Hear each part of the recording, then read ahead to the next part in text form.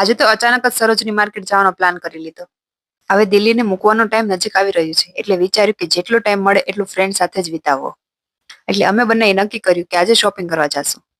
હવે સાગર તો ઘરે હતા નહીં એટલે મેં કીધું ચાલો આજે તો રિક્ષામાં જ જઈએ, ક્યારેક ક્યારેક આની પણ મજા લેવી જોઈએ.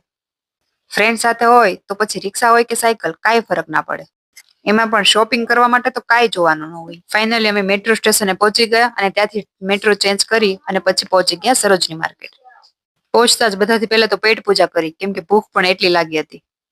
દિલ્હી છોડીને જાશું ને તો બધાથી વધારે તો આ મોમોઝની જ યાદ આવવાની છે. શોપિંગ કરવામાં ટાઈમ ક્યાં વયો જાય એ જ ખબર ના પડે.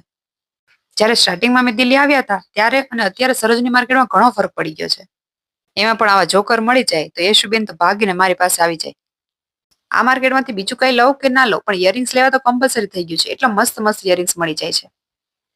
અને યશુને એક ટોઈસ લઈ દીધું એટલે એ પણ ખુશ. વળતા તો મેટ્રોમાં એટલી ભીડ હતી પણ અમે પણ ધક્કામુક્કી કરીને બેસી જ ગયા.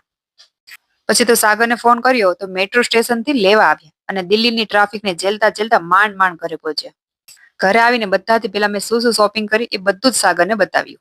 ઘરે એક મેરેજ છે એટલે વધારે તો મેરેજની જ શોપિંગ કરી. શોપિંગ કરવામાં જરાય થાક ન લાગે અને કંટાળો પણ ન આવે, પણ ઘરે આવીને ખબર નહીં ક્યાંથી આ થાક આવી જાય. અને છેલ્લા 3 દિવસથી તો મારો ફરવામાં જ જાય છે.